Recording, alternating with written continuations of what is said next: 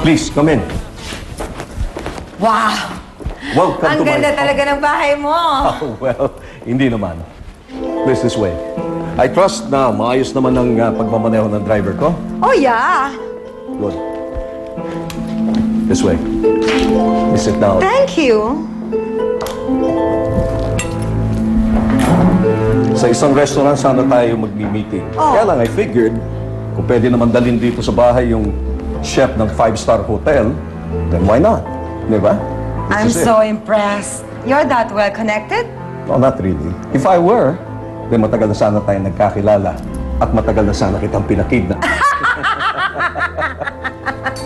Ikaw naman, hindi mo naman ako kailangang ipakidnap pa. Kasi sasama naman ako ng kusa sa'yo. Talaga? Kahit na hindi mo ako masyadong kakilala? Aba. Magaling akong kumilatis. Marunong din akong makisama.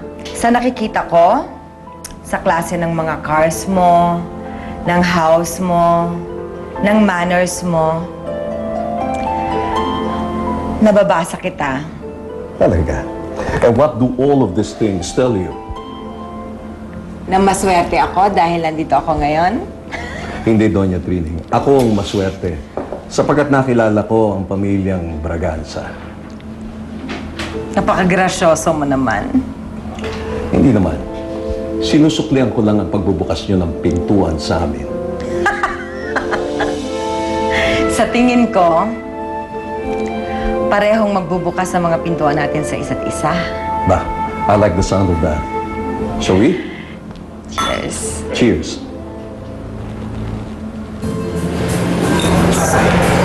Thank you.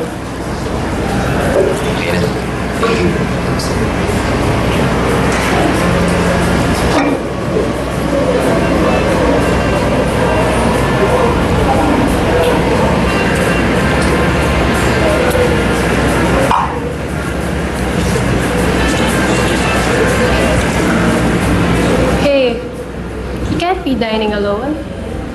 Why not? Ikaw nga eh, parang may hinihintay ka. It depends.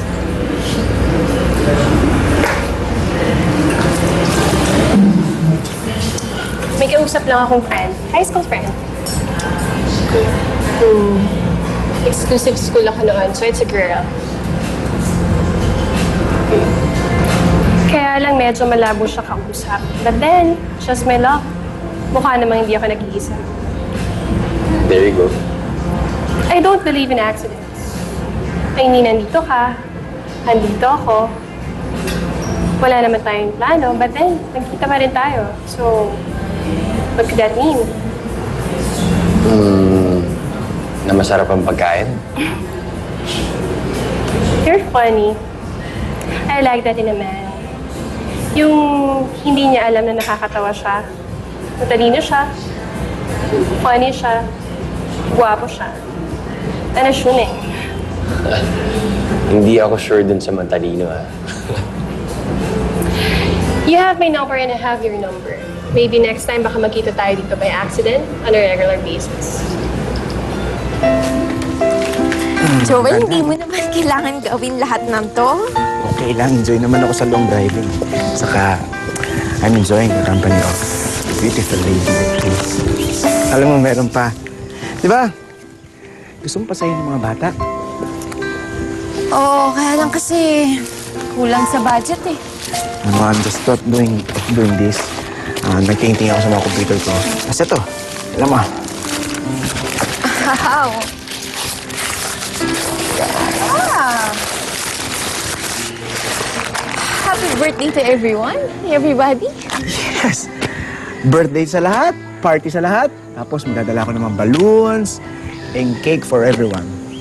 Salamat ah. Alam mo matutuwa. Myla, Tito, meron pala nagdala ng donation dito, mga foam and other stuff. I think from a certain Mr. Lee, Vincent Lee. Sino ba siya? ay, Tito nga pala. Kilala po kasi yun ni Joel, si Mr. Lee. Eh, nangako po siyang magbibigay siya ng mga donations sa atin. Galing. Jayden. Ito si Jayden. Ito yung kinukwento ko sa'yo. Hi, Jayden. Ako nga pala si Kuya Joel. Excuse me, ha? Sige. Sige po. Jayden! Joel, pasensya ka na kay Jaden, ha? Eh, wala yun. Yan na naman talaga mga bata eh. Sige, halika, ayusin na natin to. Naku, ang dami naman ito.